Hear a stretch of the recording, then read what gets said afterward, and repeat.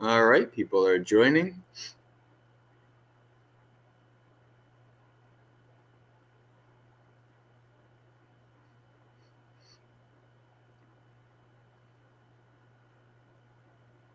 Morning, Yankee.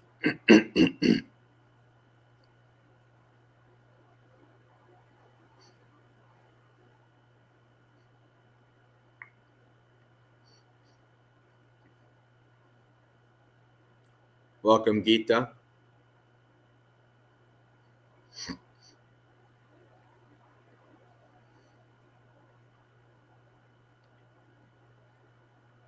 Welcome, Bhumika.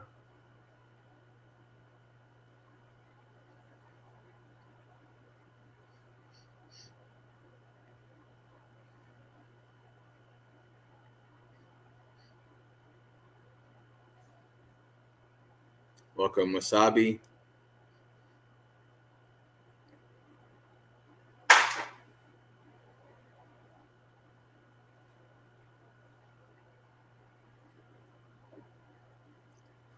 Morning, Dharma learner.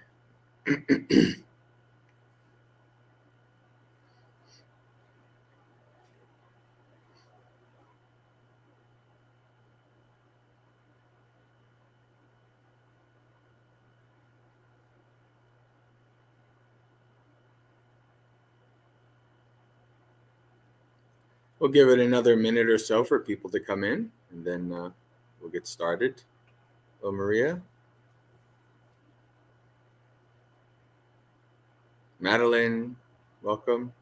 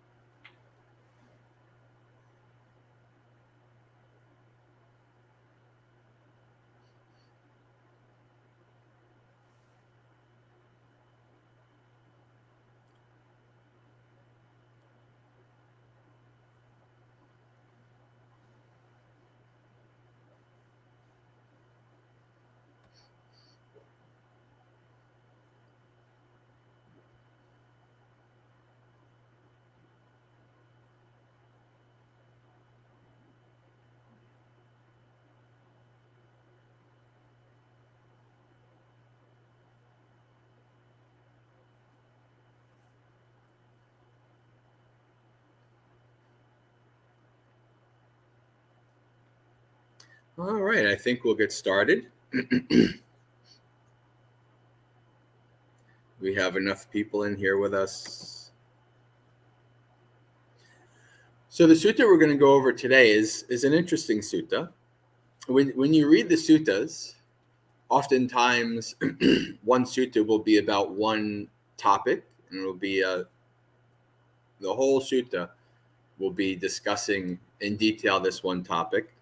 But this is one of those suttas where there's a couple different interesting things happening. A couple topics are covered that are for both lay people and for monastics. And there's a few. So you could see even by, like, if you go on Sutta Central or actually Dharma Talks, the Ajahn Jeff Tenisero website, they give little summaries for the suttas. And so the summary for this one is: the Buddha discusses mindfulness meditation with lay practitioners, contrasting the openness of animals with the duplicity of humans, and he explains how to practice in a way that causes no harm to oneself or others. Three interesting threads here that we're going to go through with this sutta. Hello, Manal.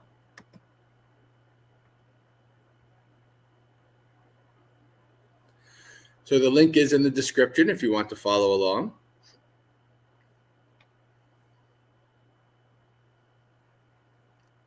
With Kandaraka. This is Majjhima Nikaya, Middle Length Discourses, number 51. So I have heard. At one time, the Buddha was staying near Champa, on the banks of the Gaggara lotus pond, together with a large sangha of mendicants. Then Pesa, the elephant driver's son, and Kandaraka, the wanderer, went to see the Buddha. So whenever in the suttas you see somebody named like a wanderer or the wanderers from other sects, this is a person who is a fellow samana, right? Samana were a group of people at the time of the Buddha who checked out of normal society and went into the wilderness in search of awakening, enlightenment. So this is like another sect. It could be Jivakas, it could be Jains, it could be a variety of different practitioners. But this is somebody who's a samana who has left the normal society in that regard.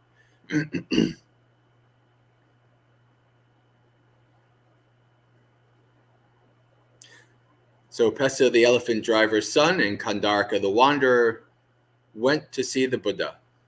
When they had approached, Pesa bowed down and sat to one side.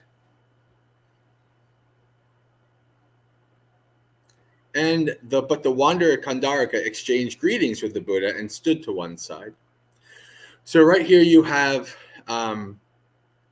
if you're astute, you read the suttas a lot, you'll see that various different people in the beginning engage with the Buddha in different ways. Right? Pesa, the elephant's driver, did he bowed and sat down to one side. That's usually considered among the more respectful approaches to the Buddha. But Kandaraka exchanged greetings. Hey, how you doing? And then stood to one side. That's not necessarily considered among the more respectful beginning engagements with the Buddha.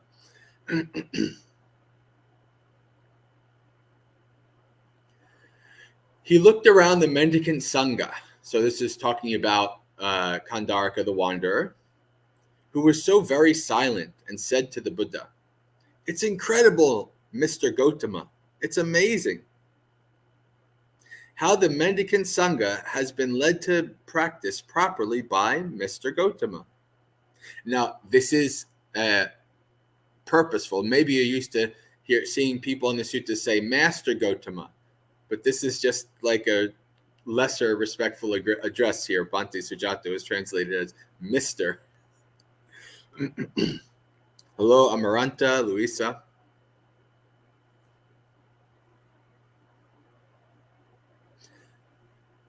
So this is the important thing, right? So this is somebody who's a wanderer from other sects, and he is impressed at how the monastic sangha under the Buddha acts. This is something you see in many places where the impressiveness, there's no chatter, there's no idle chatter, there's not even the sound of clearing throats, which if I was a monk back at the time of the Buddha, they probably kicked me out because I'm always clearing my throat. But not even clearing throats, right? So silent, so calm in assembly. This is what is being remarked here. And so Kandaraka continues, all the perfected ones, the fully awakened Buddhas in the past or in the future, who lead the mendicant sangha to practice properly, will at best do so like Mr. Gautama does in the present.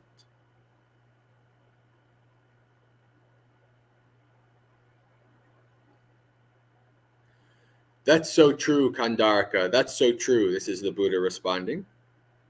All the perfected ones, the fully awakened Buddhas in the past or the future, who lead the mendicant sangha to practice properly, will at best do so like I do in the present.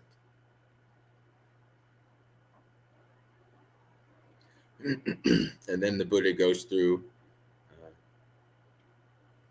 exploring different levels of practice happening. For in this mendicant sangha, there are perfected mendicants who have ended the defilement, so awakened ones, completed the spiritual journey, done what had to be done, laid down the burden, achieved their own goal, utterly ended the fetters of rebirth, and are rightly freed through enlightenment. And in this mendicant Sangha, there are trainee mendicants who are consistently ethical, living consistently, alert, living alertly. They meditate with their minds firmly established in the 4 kinds of mindfulness meditation, satipatthana. What for? It's when a mendicant meditates by observing an aspect of the body, keen, aware, and mindful, rid of covetousness and displeasure for the world. They meditate observing an aspect of feelings, keen, aware, and mindful, rid of covetousness and displeasure for the world. They meditate observing an aspect of mind, keen, aware, and mindful, rid of covetousness and displeasure for the world. They meditate observing an aspect of principles, keen, aware, and mindful, rid of covetousness and displeasure for the world. When he had spoken, Pessa, this is Pessa the elephant driver's son, said to the Buddha, "It's incredible, sir. It's amazing. How well described by the Buddha are the 4 kinds of mindfulness meditation. They are in order to purify sentient beings."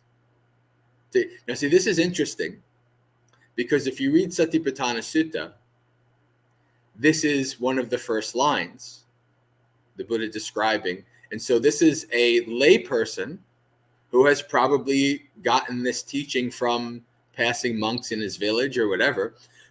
And he is now in front of the Buddha, and he repeats, this is what it's for.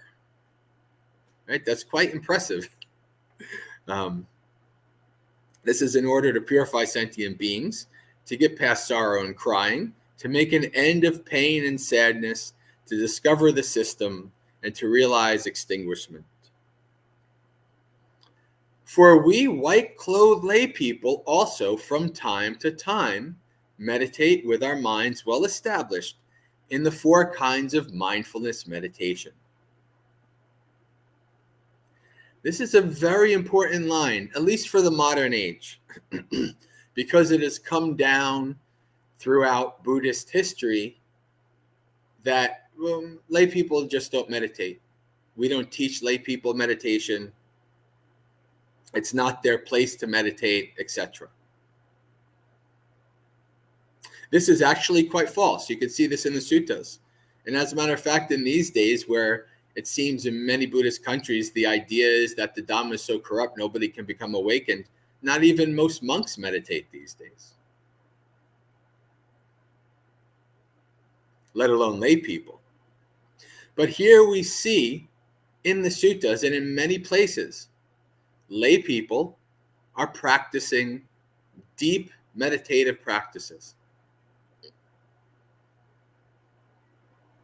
Right here we have a lay person who is saying, yeah, from time to time, I also practice satipatthana.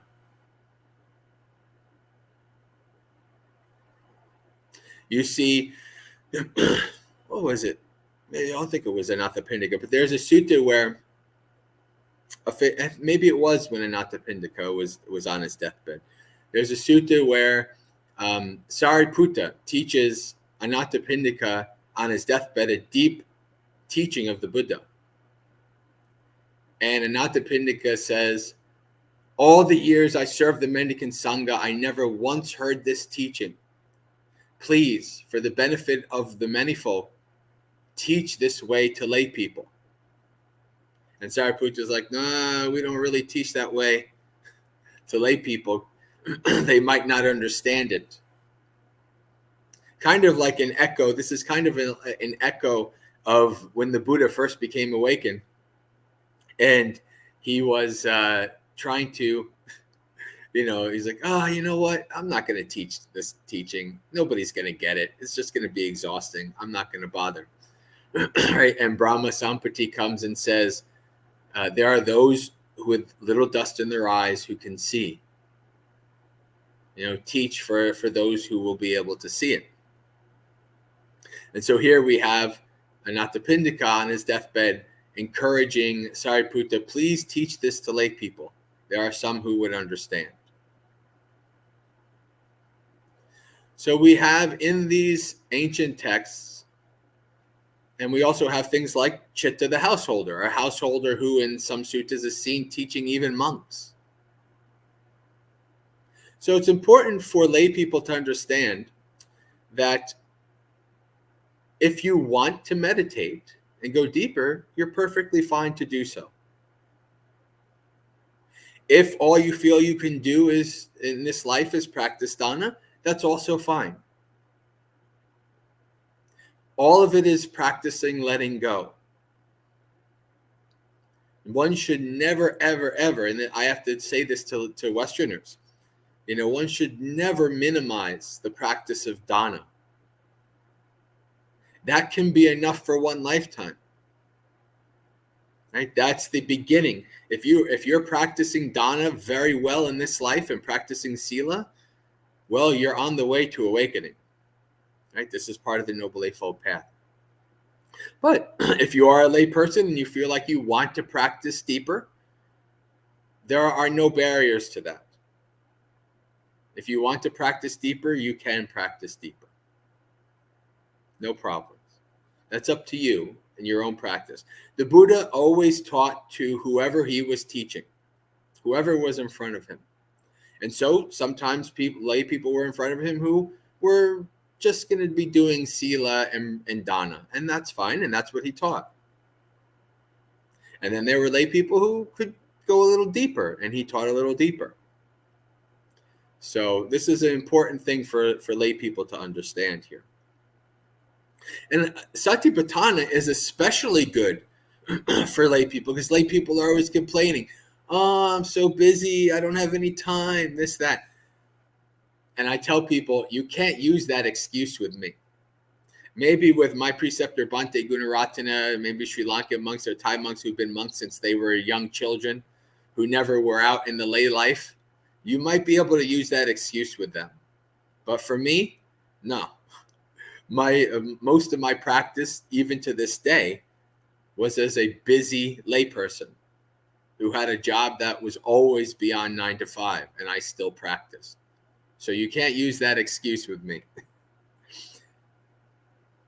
Even if you say, well, I don't have enough time to sit. Well, I say, practice satipatthana. Satipatthana is not something you do on a cushion or just on a cushion. This is something you can do in all of your activities. And if you develop mindfulness in all of your activities, well, that will be of really great benefit. So let's moving on. For we white-clothed lay people also from time to time meditate with our minds well established in the 4 kinds of mindfulness meditation. We meditate observing an aspect of the body, feelings, mind, principles, keen, aware, and mindful, rid of covetousness and displeasure for the world. And now there's a response. It's incredible, sir. It's amazing how the Buddha knows what's best for sentient beings, even though people continue to be so shady, rotten, and tricky. Now we're starting to hear some echoes of the modern age of people being like, humans are a horrible virus on the planet. There's a humans are shady, rotten, and tricky. For humans are shady, sir, while the animal is obvious. Right? You can see this is why people kind of become like, what do they call, fur parents or whatever, and they don't want kids if they have lots of animals, right? And because maybe they've been treated quite horribly by humans, and so they think, well, the animals won't treat me horribly, right? So we have this echo of animals are straightforward. I mean, well, animals are going to kill you because that's what they do, or animals are going to do this because that's what they do. But there's a depth of intelligence and intention and choice in humans that animals don't have, right? So humans can be shady. And so he says, for I can drive an elephant in training, and while going back and forth in Champa, I'll try all the tricks, bluffs, ruses, and feints. Oh, It will try all the tricks, bluffs, ruses, and feints that it can, but my slaves, servants, and workers behave one way by body, another by speech, and their minds another. It's incredible, sir. It's amazing how the Buddha knows what's best for sentient beings, even though people continue to be so shady, rotten, and tricky. For human beings are shady, sir, while the animal is obvious. That's so true, Pesa. That's so true. For human beings are shady while the animal is obvious. Pesa, these four kinds of people are found in the world. What four? One person tortures themselves, committed to the practice of torturing themselves. One person tortures others, committed to the practice of torturing others. One person tortures themselves and others, committed to the practice of torturing themselves and others. And one person doesn't torture themselves, either themselves or others, committed to the practice of not torturing themselves or others. They live without, they live without wishes in this present life, extinguished, cooled, experiencing the bliss, with self become divine. Which one of these four people do you like the sound of? Hello, Sud, Jayantha, Jewel. So this is quite a funny thing. So the Buddha explains these four persons and says, okay, well, who do you like the sound of best? So Pesa, the elephant driver's son, says, I don't like the sound of the first three very much. I like the one who tortures themselves, who tortures others, and who tortures both. I only like the sound of the last person, who doesn't torture either themselves or others. So the Buddha says, but why don't you like the sound of those three people? Sir, the person who tortures themselves does so even though they want to be happy and recoil in pain. That's why I don't like the sound of that person. That he's basically like, that's kind of weird. That's like most people want to be happy and enjoy pleasant things, not and recoil from pain. That's why I don't like the sound of that person. The person who mortifies others does so even though others want to be happy and recoil from pain. That's why I don't like the sound of that person. So it's this basic acknowledgement of the nature of people, right? People want to be happy and enjoy pleasant things. They don't want to be experience painful things. So knowing that, why would I hurt myself? Knowing that, why would I want to hurt others? Right? It's kind of almost like the golden rule in a way, right? Do unto others as you would want others to do unto you. The person who tortures themselves and others does so even though both themselves and others want to be happy and recoil from pain. That's why I don't like the sound of that person. The person who doesn't mortify either themselves or others, living without wishes, extinguished, cooled, experiencing bliss, with self become divine, does not torment themselves or others, both of whom want to be happy and recoil from pain. That's why I like the sound of that person. And this, so already you could tell this is somewhat of a wise person. So he's practicing satipatthana. He says wise things. And now he says, well, sir, now I must go. I have many duties and much to do. The typical layperson refrain in the suttas. I have many duties and much to do. And so the Buddha says, please, Pesa, go at your convenience. So we have somebody who's wise, has many duties, has much to do, and practices satipatthana. And there's a good role model for you. No excuses. Hello, Eric. Welcome. And so it continues on. And then Pesa, the elephant driver's son, agreed with what the Buddha said. He got up from his seat, bowed, and respectfully circled the Buddha, keeping him on his right before leaving. Then, long after he left, the Buddha addressed the mendicants. Mendicants, Pesa, the elephant driver's son, is astute. He has great wisdom. This is the Buddha praising the wisdom of a layperson. Another important thing to see here. But of course, the Buddha also says, if he had stayed just a little bit longer so I could have analyzed these four people in detail, he would have greatly benefited. Meaning he probably would have became like a stream enter or something like that. Still, even with this much, he has already greatly benefited. Now is the time, Blessed One. Now is the time, Holy One. May the Buddha analyze these four people in detail. The mendicants will listen and remember it. Well then, mendicants, listen and apply your mind well. I will speak. Yes, sir, they replied. The Buddha said this. And what person mortifies themselves, committed to the practice of mortifying? So I just replaced mortification with torture because it's basically the same thing. Most people understand torture better. It's when someone goes naked, ignoring conventions. They lick their hands and don't come or wait when called. They don't consent to food brought to them or food prepared for them or an invitation of the meal. They don't receive anything from a pot or a bowl or from someone who keeps sheep or who has a weapon or a shovel in their home or where a couple is eating or where there is a woman who is pregnant, breastfeeding, or who has a man in her home, or where there's a dog waiting or flies buzzing. They accept no fish or meat or liquor or wine and drink no beer. They go to just one house for alms, taking just one mouthful, or 2 houses and 2 mouthfuls, up to 7 houses and 7 mouthfuls.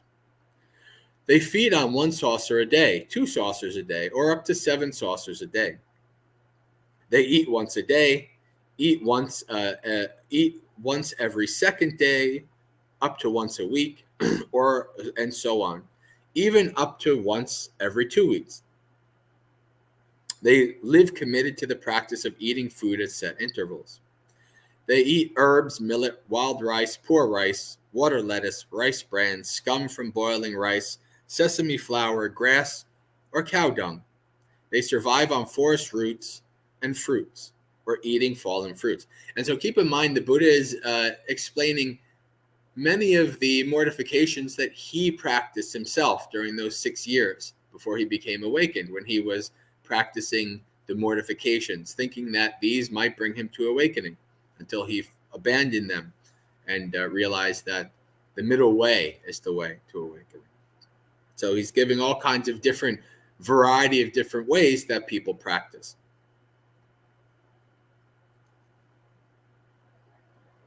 They survive on forest roots and fruits, or eating fallen fruit. They wear robes of sun hemp, mixed hemp, coarse wrap cloth, rags, load tree bark, antelope hide, kusa grass, bark, wood chips, human hair, horse hair, and owl's wings.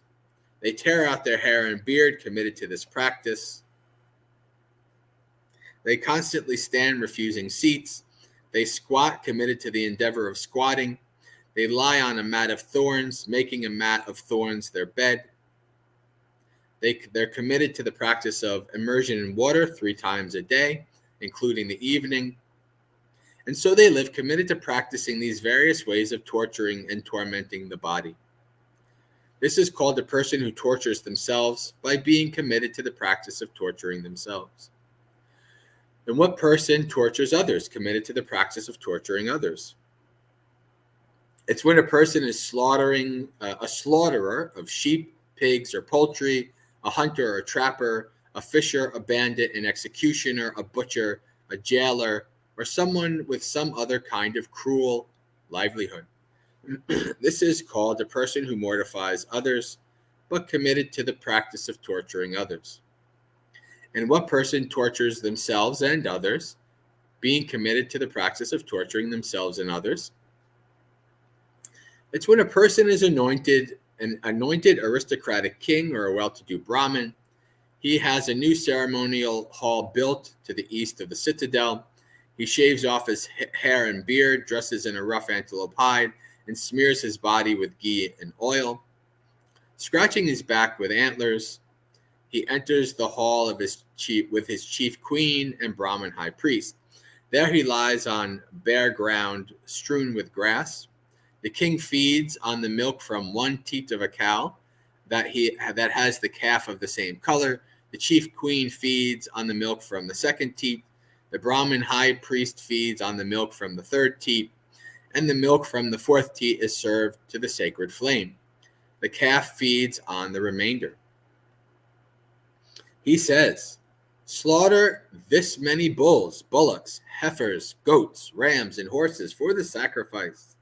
Fell this many trees and reap this much grass for the sacrificial equipment. His slave servants and workers do their jobs under threat of punishment and danger, weeping with tearful faces.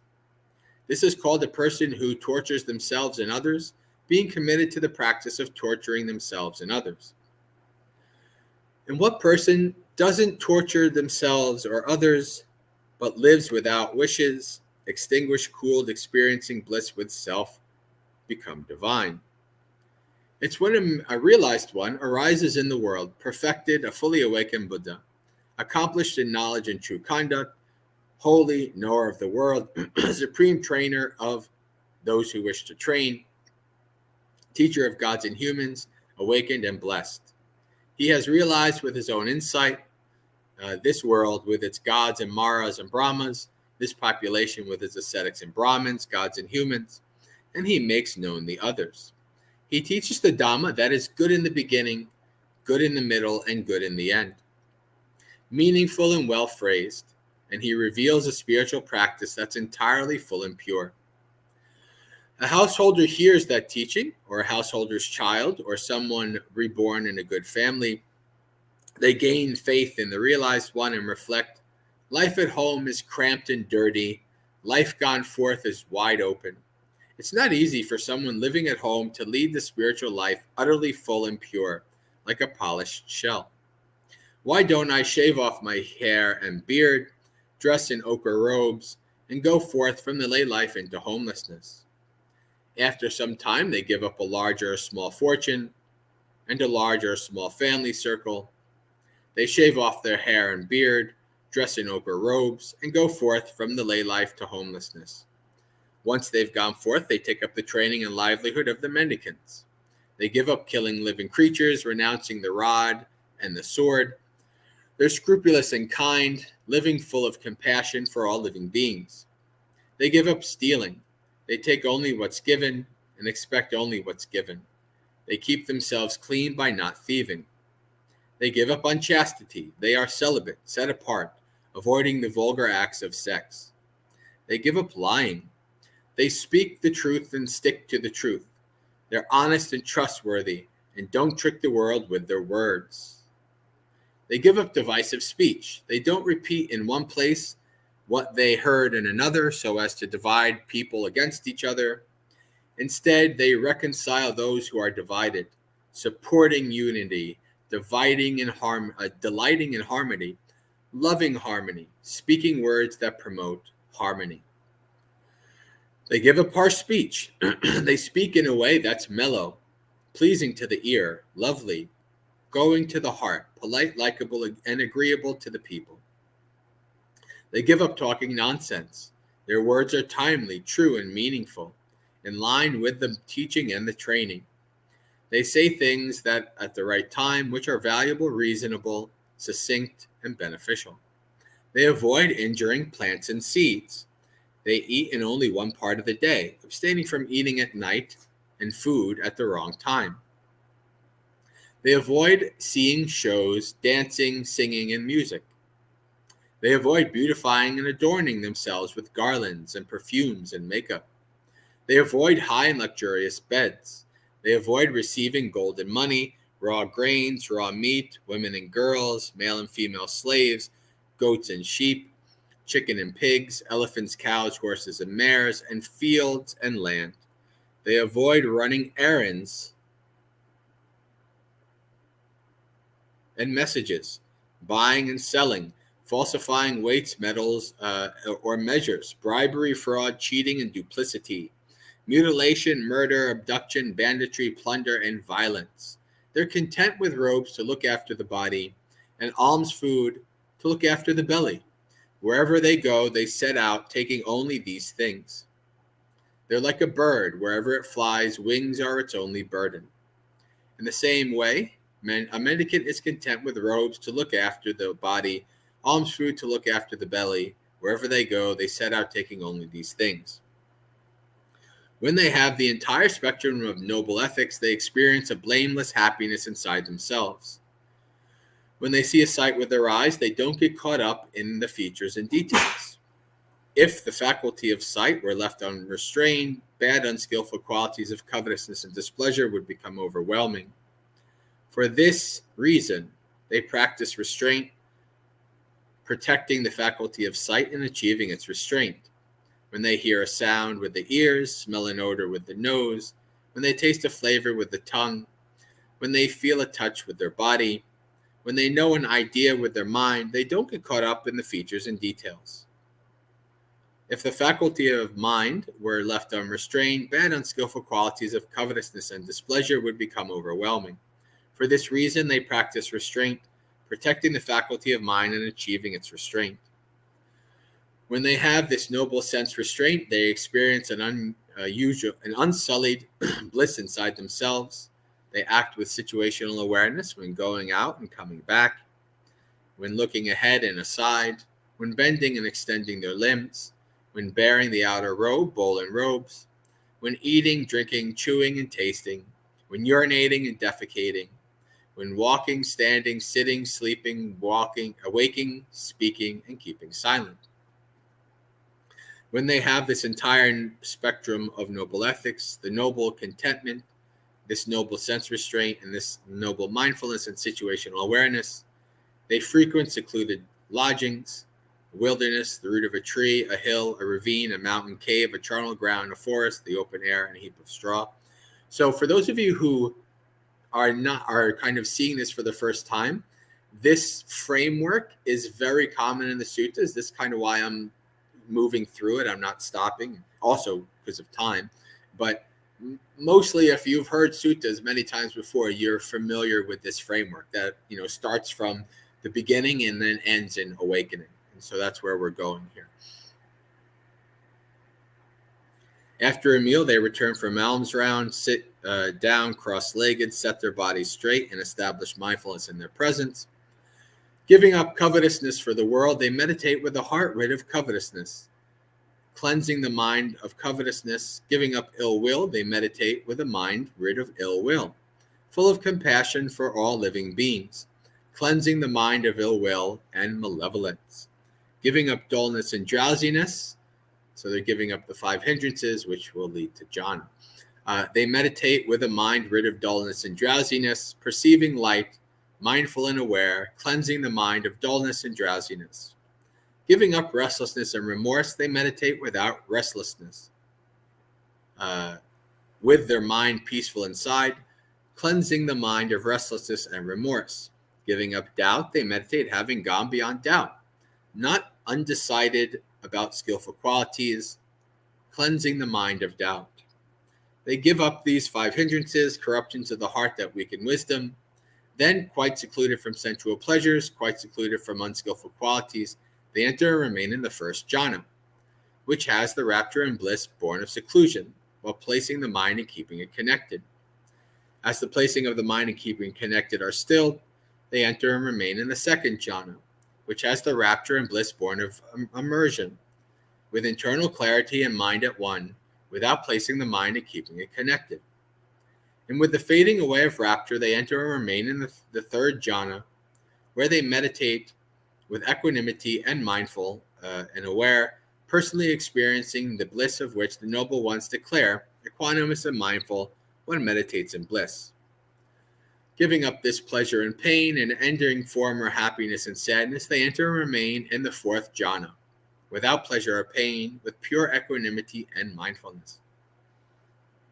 When their mind has become immersed in samadhi like this, purified, bright, flawless, rid of corruption, pliable, workable, steady, imperturbable, they extend it to the 3 knowledges. So they extend it toward the recollection of past lives.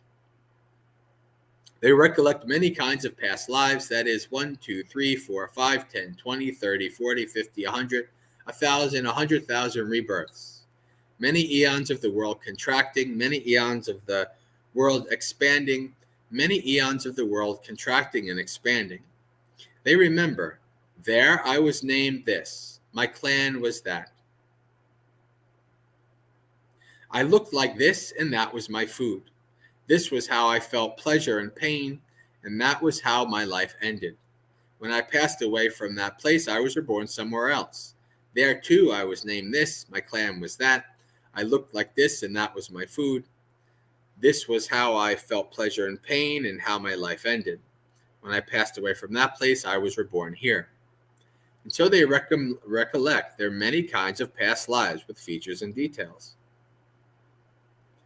When their mind has become immersed in samadhi like this, purified, bright, flawless, rid of corruptions, pliable, workable, steady, and imperturbable, they extend it toward the knowledge of death and rebirth of sentient beings. With clairvoyance that is purified superhuman, they see sentient beings passing away and being reborn. Inferior and superior, beautiful and ugly, in a good place and a bad place. They understand how sentient beings are reborn according to their karma. These dear beings did bad things by way of body, speech, and mind. They spoke ill of the noble ones. They had a wrong view, and they chose to act out of that wrong view. When their body breaks up after death, they'll be reborn in a place of loss, a bad place, the underworld, hell. These dear beings, however, did good things by way of body, speech, and mind. They never spoke ill of the noble ones. They had a right view, and they chose to act out of that right route. When their body breaks up after death, they're reborn in a good place, a heavenly realm. And so, with clairvoyance that is purified and superhuman, they see sentient beings passing away and being reborn, inferior and superior, beautiful and ugly, in a good place and a bad place. They understand how sentient beings are reborn according to their deeds. When their mind has become immersed in samadhi like this, purified, bright, flawless, rid of corruption, pliable, workable, steady, and imperturbable, they extend it towards the knowledge of the ending of defilements. They truly understand. This is suffering. This is the origin of suffering. This is the cessation of suffering. And this is the practice that leads to the cessation of suffering. They understand. These are the defilements. This is the origin of the defilements. This is the cessation of the defilements. And this is the practice that leads to the cessation of the defilements. Knowing and seeing like this, their mind is freed from defilements of sensuality, desire to be reborn, and ignorance. When they're freed, they know they're freed. They understand. Rebirth is ended. The spiritual journey has been completed. What had to be done has been done. There is no return to any state of existence. That is called the victory cry of the Arahants. This is called the person who neither tortures themselves nor others, being committed to the practice of not torturing themselves or others. They live without wishes in the present life, extinguished, cooled, experiencing bliss with self, become divine. That is what the Buddha said. Satisfied, the mendicants approved of what the Buddha said. Sadhu. All right, so we have up to 15 minutes for questions. Now, keep in mind, we do want to keep questions related to this sutta and the topics in the sutta. We do have monk chat tonight, so a full, hour and a half, 2 hours of questions. So if you have off-topic questions or topics about specific meditation things, etc., save that for monk chat tonight.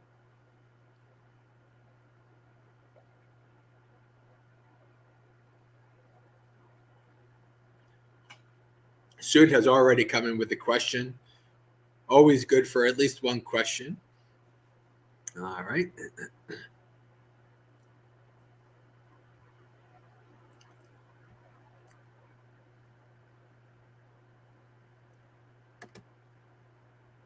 So it says, Dear Bhante, what advice would Buddha give for practitioners to follow the teachings, but only imperfectly? For instance, mindfulness is not always present. Mind still goes towards enjoying the world.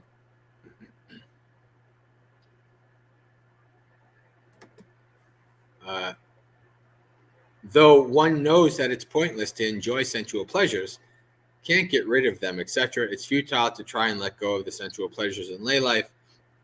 Also, without jhana replacing it, seems like it's tough to let go of attachment to worldly pleasures, but seems like without letting attachment go, one can't experience jhana. Seems like it's a catch-22 situation. This is true. This is true. However, it's really, when it comes to the mind, or when it comes to jhana, it's really about not external seclusion, it's about internal seclusion. I've gotten to pretty deep states while I was a layperson, like at my desk at work, before work, when I was meditating and things like that. So in general, yes, it would be harder for a layperson to do some things like jhana, but it really depends on their internal seclusion, right? You can be in the world and not be enraptured by it as a layperson. It's possible. I've done it. I know. Is the average person going to be able to do that? Probably not. I mean, by the time I was doing it, I had practiced for a number of years. But it is possible. Definitely much harder. But it's also, it's the same thing for monastics. There's lots of things to get distracted by, even in a monastery. It might not be the same. It might not be, what's the new show on some streaming service or whatever. But there's lots of ways to distract yourself. Right? I remember when I was in a month-long seclusion at Bhavana, and where I tried to not talk to anybody for a month. I had no internet connection, no any kind of distraction. And I was on a walk, and I watched it. I found myself watching this like caterpillar just cross this country road.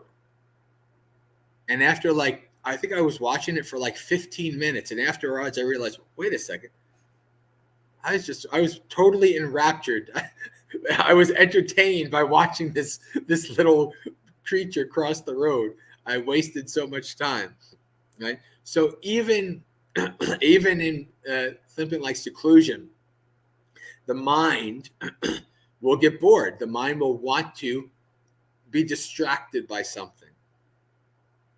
Even at Bhavana Society, when we have had retreats, and I would say the reason why even you can't read suttas during the retreat is because you can distract yourself by reading suttas. Your mind will justify and be like, well, it's Dhamma. Of course I could. No, you should be watching your breath or, watching the 4 foundations of mindfulness, etc. But you're distracting yourself by reading suttas.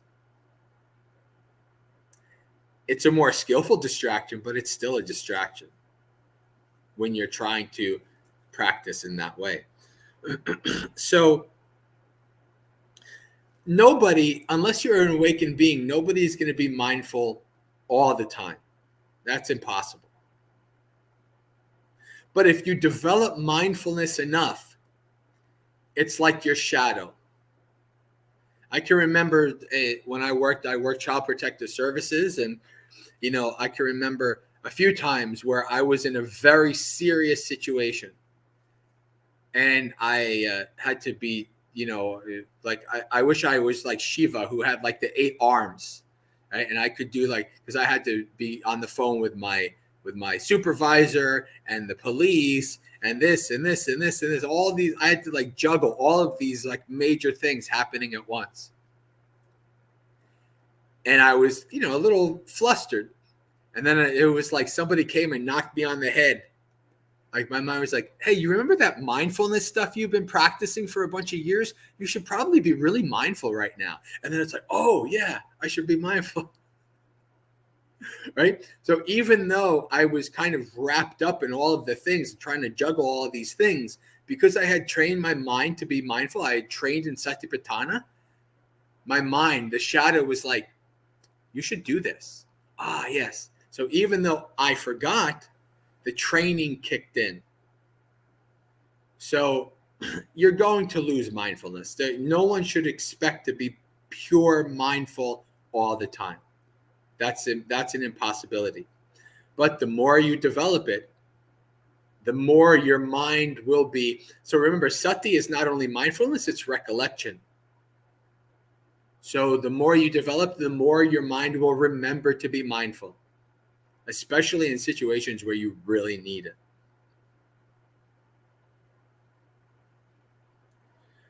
So practice mindfulness as much as possible. Don't worry about, this is not like thinking like, well, I should sit down and follow the breath for a half hour. No.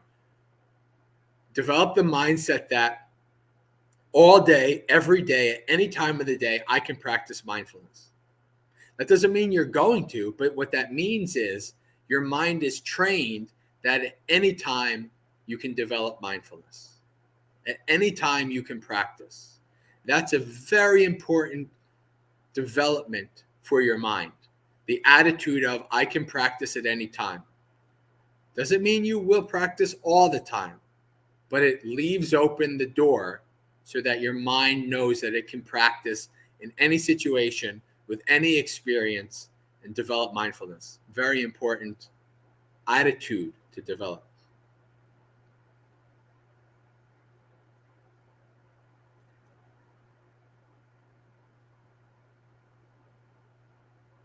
Chandra has a similar question. Please explain how to practice satipatthana during other activities. So when you're first starting out,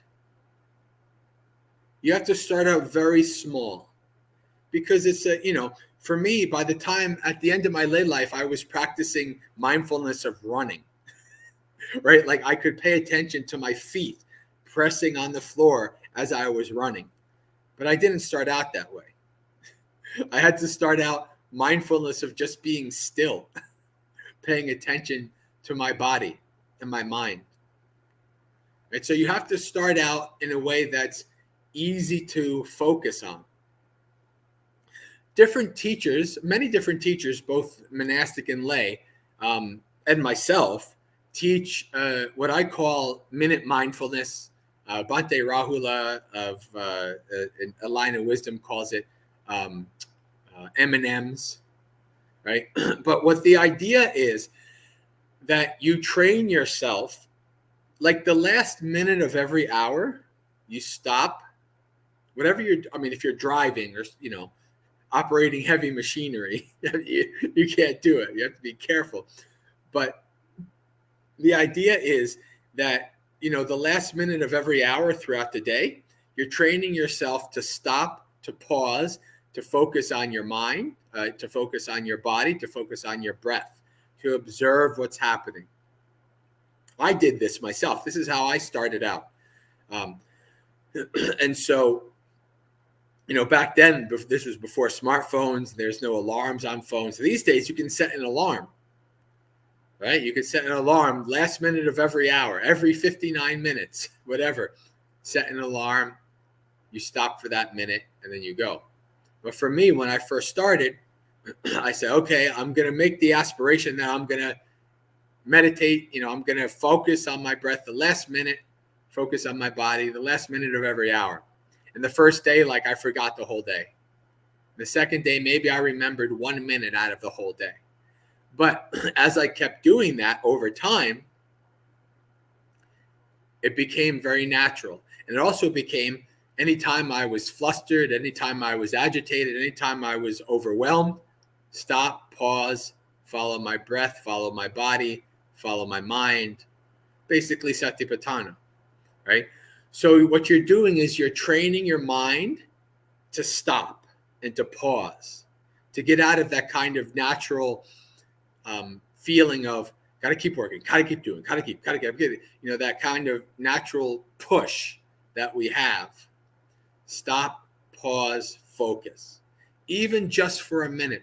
And you'd be surprised and amazed how your mind state before that minute and your mind state after that minute can be drastically different. So do this practice of last minute of every hour throughout the day, when you can, like when you're not driving or do something dangerous, then you stop and pause. And then once you develop that, whatever you're doing, are you engaged in conversation with somebody? Well, what is the body like? What is the mind like? How am I engaged? Do I have emotions related to this? Am I agitated, etc.? You can observe all of these things, but you have to start out small first. Start out very small by just focusing on feeling in the body or focusing on the state of your mind. Is your mind agitated? Is your mind full of lust? Is your mind peaceful? Is your mind thinking, monkey mind, thinking a mile a minute? You do these things. You start out small and you build up, and then you are able to see many, many things and understand your mind and your body in very deep ways.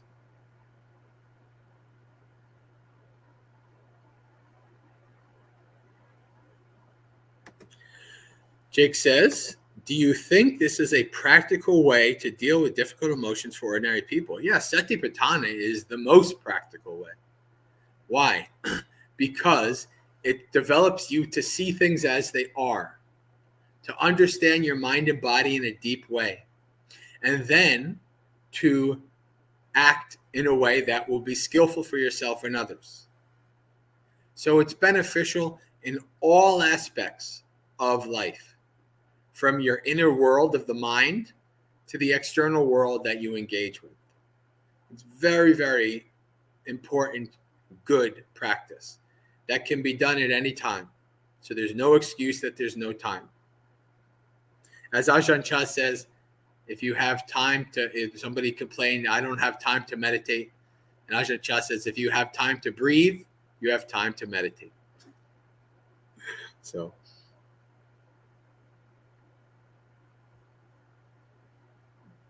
Luisa commits a offense by saying, off topic, you are one of my favorite Bhantes. That is attachment. One day I will die, and then you'll have to deal with some other Bhantes.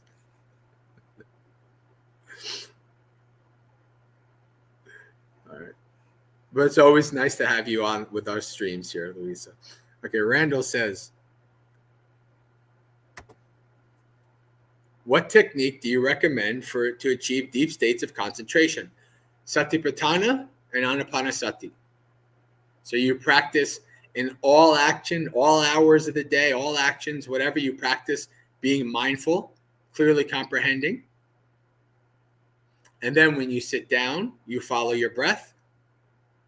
And if you do those two things together, that will lead to jhanas. Those are the things that you get into very deep states of concentration. Because when you're practicing mindfulness, you're practicing also sense restraint. You practice satipatthana. You are practicing the abandoning of the 5 hindrances that keep you from going into jhanas. Now, of course, you also need to practice sila. Right? This is also not just a meditation thing. You have to practice living by virtuous principles, practicing generosity, dana. You're practicing all of these together. That will allow your mind to go deeper. All right, friends. It is 8:59 here, so that means we have finished just right on time. So if you have more questions, remember to bring them to Monk Chat tonight. And will just be myself. So there's not many other monastics around, but you can ask questions, and I'll see you tonight. So, Sukhihotu, which means may you be happy and at ease, practice well and be well. May you have a spiritually successful and peaceful practice until we meet again. Have a good day.